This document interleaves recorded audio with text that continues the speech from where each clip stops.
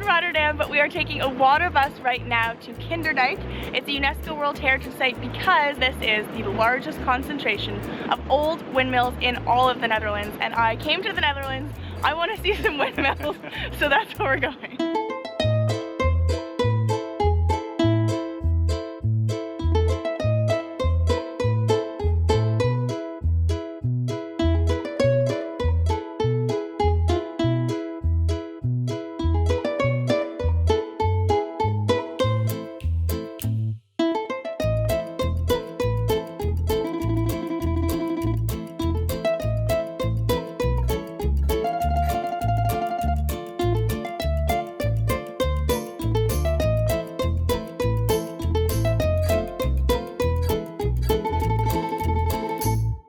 There are 19 windmills in front of me, and these are not replicas. There are the originals built in the 1700s. So to see the ones that were used then, so neat.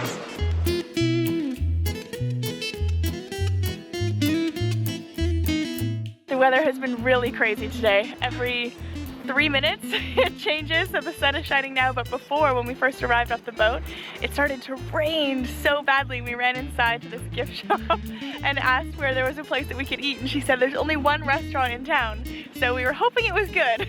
Thankfully, it turned out it was really good. It was great. We had the, off the Dutch menu, we had split pea soup with rye bread and bacon with mustard. This is such a treat.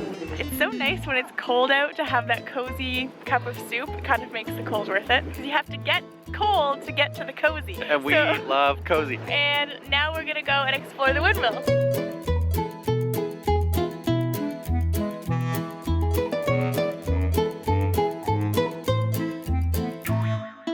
This place is called Kinderdijk, which means children's dike in English, and the way that it got its name is actually a really interesting story.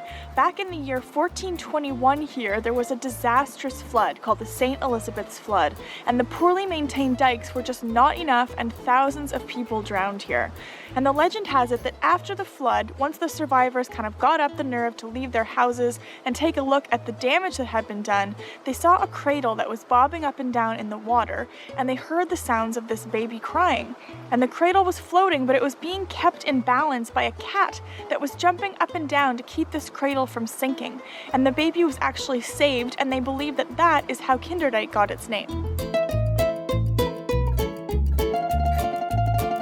So we're walking by these huge windmills now, and even though they look very pretty on the skyline, they actually have a really important purpose, or they did when they were built back in the 1740s. I should hope so.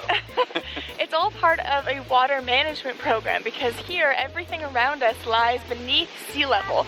And so of course there's a real problem with flowing water and flooding.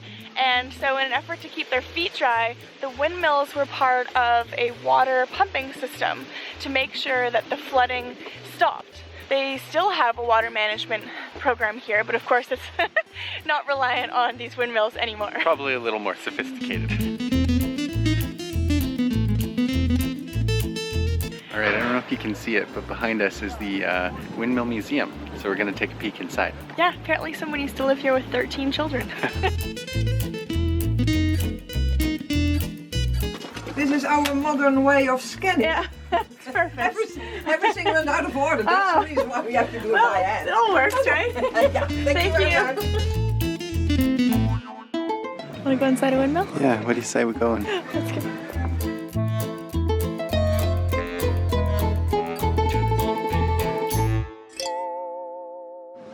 It's actually really big in here. I thought it was really small here.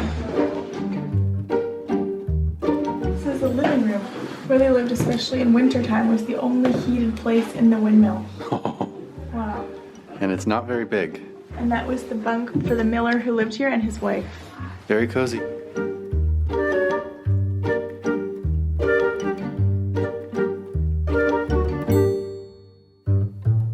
Probably would have got cold up here, eh? Very. Well, we just were downstairs and they said that was the only heated space in the whole windmill. Yeah. So you wouldn't understand why you'd want to shut these doors and hope for the best.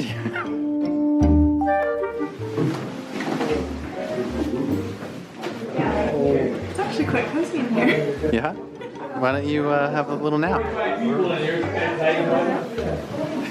It's for very small people. Good night. It's almost the exact length of my body. Nice tall ceiling though. Oh, nap time. I think I'm a little too tall, but...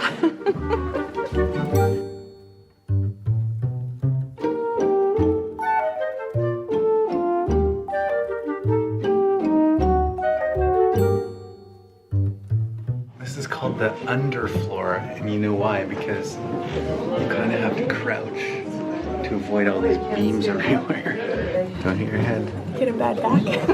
Who wouldn't want to live on the underfloor? No. Good for children. Yeah. This is the children's floor. Yeah, it's true. What goes up must come down. It's easier to go backwards. Ta-da!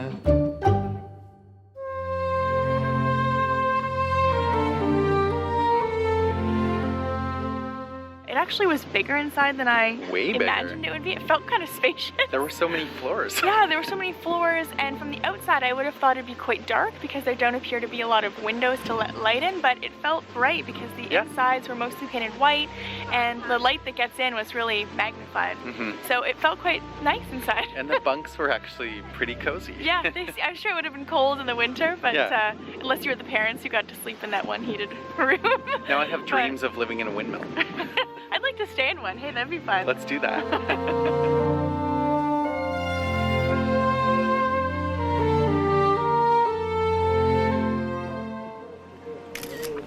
Oh, just taking a selfie with me and 4 of my closest windmill friends.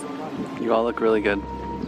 Did I say 4? I meant 5, 6, 7, 8, 9, 10, 11, 12, 13, 14, 15, 16. The other 3 are somewhere around. Well, it has just been a whirlwind trip here to Kinderdijk with topsy-turvy weather the whole day. Yeah. But it was so cool to see the windmills. This was the most fun I think I've had in the Netherlands so far because it just delivered on the windmills and the wooden shoes. Yeah. The other highlight of the day was seeing this workman at one of the windmills. He was repairing it. He was wearing yellow wooden shoes. It was all my dreams realized in the Netherlands today. So thank you, Kinderdijk. Yeah. Hopefully you guys enjoyed this vlog, and if you haven't already, then please subscribe to the channel for more travel videos, and we'll see you in our next one. Bye. Bye.